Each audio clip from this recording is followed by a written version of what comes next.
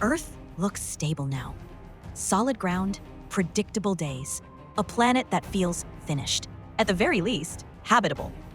But this is not how Earth began. It formed inside crazy violence. Early Earth was simply molten rock, and it was struck repeatedly by objects large enough to melt it again and again. So the surface never settled. The shape was never final. What we live on is not what was intended. It's what survived. Earth was not the end goal. Before Earth existed, there were no planets at all. There was a young star, the early sun, surrounded by a flat disk of gas and dust. This disk formed because gravity pulled collapsing material inward, while rotation spread it outward. Nothing here resembled a planet, only microscopic dust grains orbiting a star that had just ignited. Inside this disk, particles collided. Most collisions did nothing. Some caused grains to stick. Over time, clumps formed. Pebbles became rocks. Rocks became bodies large enough for gravity to matter. There was no blueprint, no preferred outcome, only leftover material circling a young sun.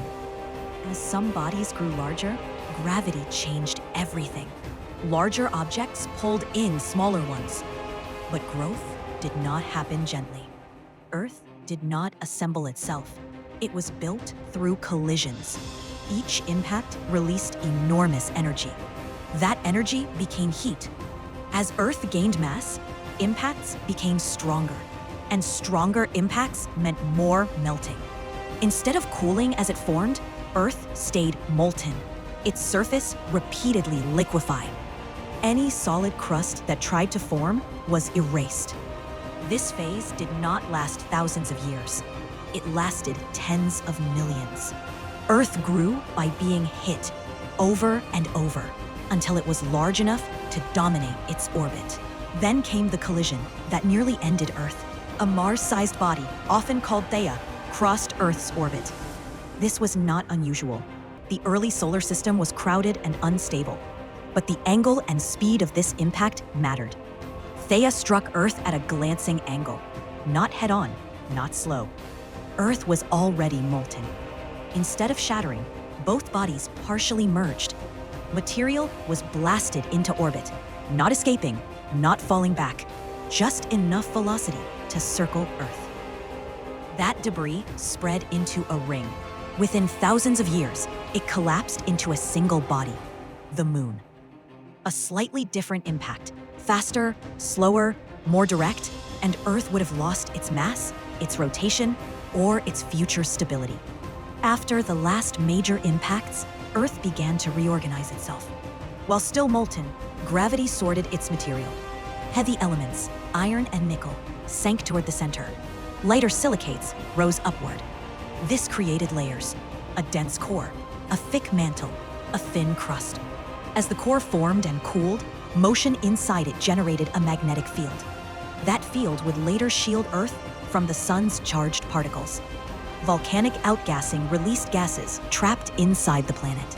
An atmosphere began to form, slowly, unevenly, and repeatedly lost. Earth did not emerge finished.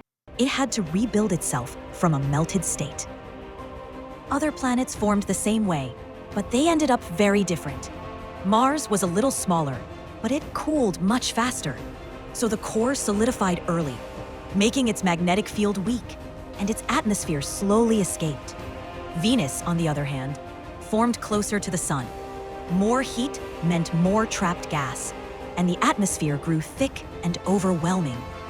Earth sat in a small, lucky, narrow range, large enough to retain heat, but not too much, far enough to cool, but not freeze, capable to hold an atmosphere and protect it. Seemingly insignificant differences early on produced entirely different worlds. Earth now appears calm because its violence is over. But its existence required extreme conditions. Repeated destruction, near misses, and timing that barely worked. This planet was not inevitable. It is the result of events that could have gone differently at many points. The ground beneath us is what remained after chaos stopped reshaping it. It makes you appreciate the circumstances of our present, past, and future.